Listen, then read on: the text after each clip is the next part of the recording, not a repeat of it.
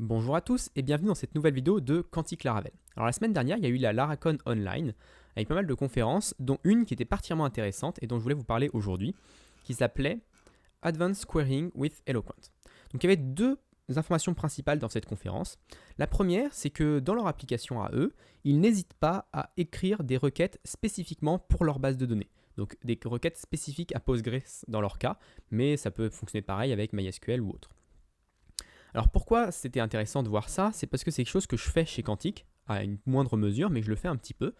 Et c'est quelque chose que les gens ont peur généralement de faire, parce qu'ils se disent, j'utilise un ORM, et bah j'ai pas envie de bypasser cet ORM et d'utiliser des fonctions un peu custom, des fonctions un peu de mon côté.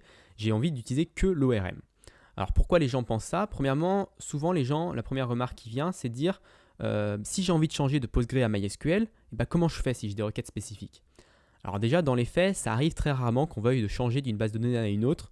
Il faut vraiment avoir une bonne raison pour le faire, parce que c'est quelque chose de coûteux de faire des migrations de données, etc. Donc il faut vraiment avoir une bonne raison.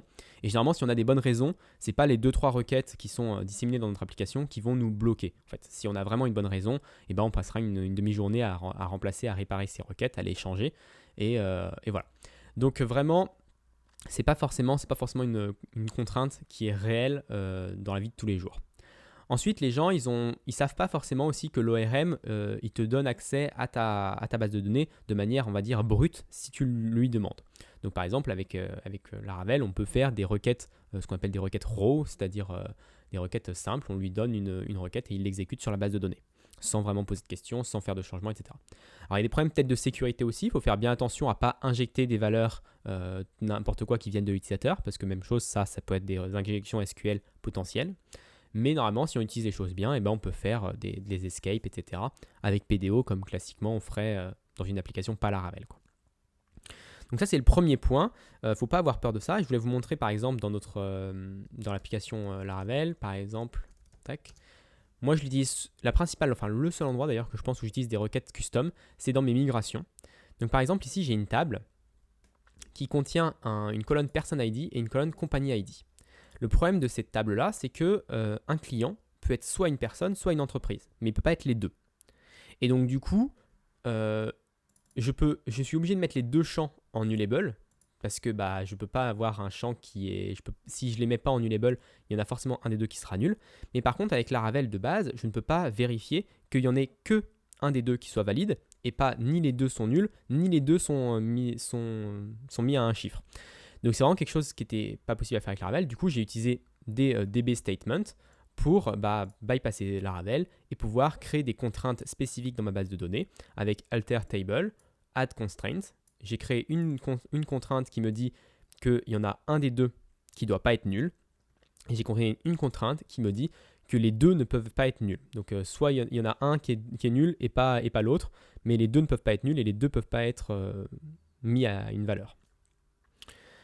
Donc ça c'est important, je pense, surtout au niveau des contraintes, au niveau de la base de données, parce que c'est un peu votre dernier rempart, la base de données. Et moi, j'aime bien avoir des contraintes assez strictes dans ma base de données, parce que voilà, si j'oublie quelque chose dans mon application, je veux surtout pas que des données soient insérées en SQL et qui ne seraient pas valides.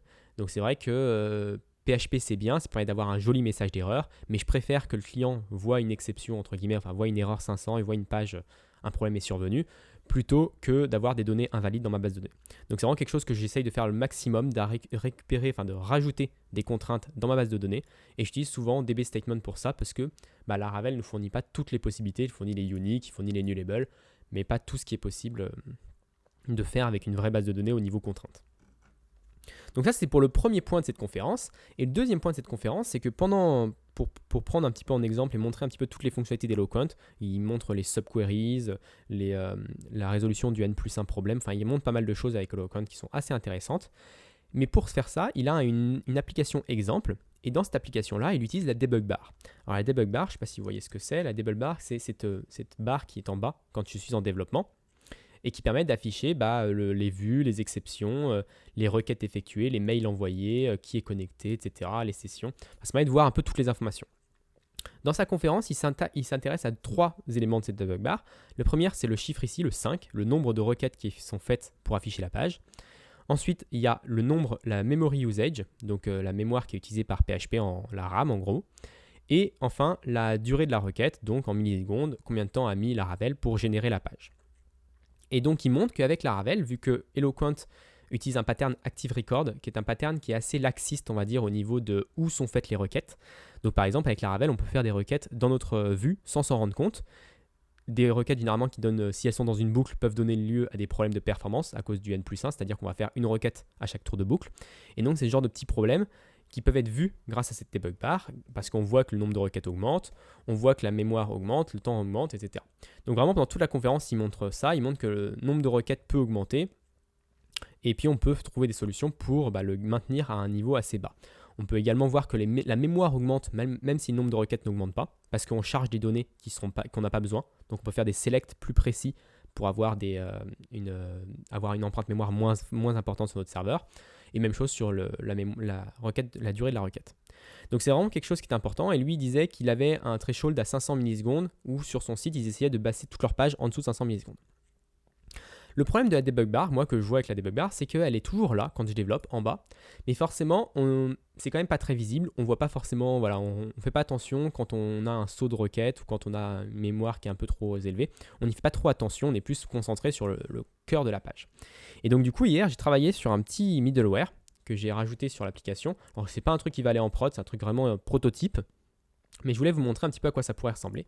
Donc dans HTTP kernel, j'ai rajouté ce middleware dans les middlewares qui sont actifs sur toutes les routes, et c'est un des premiers middlewares qui s'exécute juste après avoir vérifié si le site était en maintenance ou pas. Donc ce middleware, je l'ai appelé Monitor Request Performance, et on va voir tout de suite ce qu'il fait.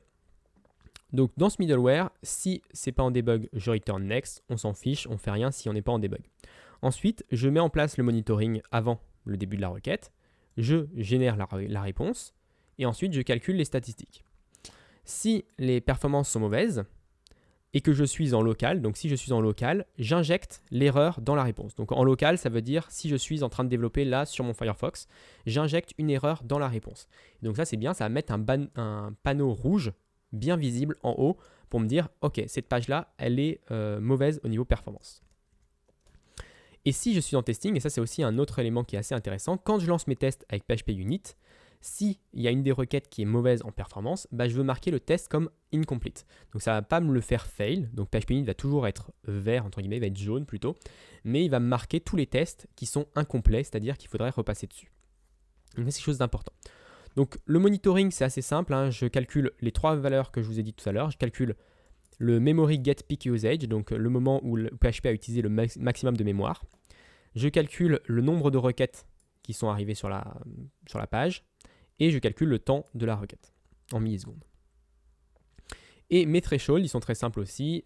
Si c'est une mauvaise performance, si je mets plus de 500 mégas de mémoire, si j'ai plus de 10 requêtes, ou si j'ai plus de 500 millisecondes de temps de réponse. Ensuite, les deux inject error in response et mark test incomplete, c'est vraiment du bidouillage prototype pour faire fonctionner le truc. C'est très moche, il y a sans doute des manières plus simples, mais c'est vraiment, j'ai fait faire fonctionner le truc. J'utilise les flash messages, mais je me suis rendu compte que le flash message c'était seulement sur la page d'après. Donc du coup, je génère le partial à la main, je détruis la session à la main, et ensuite j'injecte, je remplace le body par le body suivi par le partial. Donc du coup, ça l'injecte tout en haut de ma page dans la réponse. Donc ça, c'est vraiment bidouillage, mais ça fonctionne. Pour marquer le test incomplete, c'est la même chose. C'est un peu compliqué parce que PHP Unit, pour marquer les tests incomplete, utilise des exceptions. Donc pour utiliser des exceptions, il faut qu'on n'utilise pas l'exception handling de Laravel. Donc il faut que je le désactive là. Ensuite, je voulais avoir un peu plus de log parce qu'en PHP Unit, on ne peut pas voir, quand on est sur le site, c'est très bien, on voit l'URL, on voit les requêtes grâce à la debug bar, mais quand on est sur PHP Unit, on ne voit pas la debug bar. Donc je voulais calculer toutes les requêtes qui étaient répétées, donc les requêtes qui sont exécutées plusieurs fois, alors qu'elles ne devraient pas, normalement on devrait exécuter une requête à chaque fois, si elle est identique, elle devrait être exécutée qu'une seule fois. Donc toutes les requêtes répétées, je voulais les mettre, les afficher, donc je les calcule ici. Je calcule également l'URL sur lequel on est pour que je l'affiche à PHP Unit, parce que du coup sur PHP Unit on ne sait pas trop quelle URL a été exécutée. Et enfin j'affiche les performances. Alors à quoi ça rend? Donc là si je suis sur Quantique Télécom et que je clique sur je m'abonne par exemple, et là tout de suite j'ai un bandeau qui me dit attention, les performances sont mauvaises, il y a 14 requêtes alors qu'on n'en avait besoin que de 10. Et effectivement quand je regarde mes requêtes, on voit qu'ici j'ai deux eligibility choice qui sont répétés. Et du coup, il faudrait que je fasse un eager loading avec Eloquent. C'est très rapide à faire et ça permet de réparer tout de suite le problème. Donc ça, c'est le premier point, c'est quand on est en local. Et en test, je peux utiliser PHPUnit. Alors il faut utiliser -v pour avoir toutes les informations. Et c'est plutôt pas mal parce que d'ailleurs, du coup, quand tu lances PHPUnit sans rien, les tests incomplets, vraiment c'est juste un petit i et ça pollue pas un petit peu l'information. Donc si on travaille sur autre chose, on voit pas forcément, on n'a pas besoin de voir forcément ces trucs-là. Par contre, quand on veut travailler sur les performances, on fait un PHPUnit-v et là, il va calculer tout avec, nous afficher toutes les informations des tests incomplets. Donc voilà, PHPUnit a terminé de lancer tous les tests et on voit que j'ai 28 tests incomplets. Et donc je peux voir ici que par exemple sur ce test-là, sur telle URL, donc l'affichage d'une offre, et j'ai 8 fois cette requête-là qui est exécutée. Donc la même requête est exécutée 8 fois, donc généralement c'est un n plus un problème, donc on peut le résoudre très facilement. Et donc là on peut le voir sur tous les tests différents, on peut voir un petit peu les problématiques. Par exemple 42 requêtes ici. Voilà, on peut essayer d'améliorer les choses sur pas mal de points. Donc voilà pour cette vidéo. Si ça vous a plu, n'hésitez pas à vous abonner ou à la partager. Et moi, je vous donne rendez-vous la semaine prochaine pour une autre vidéo de Quantique Laravel.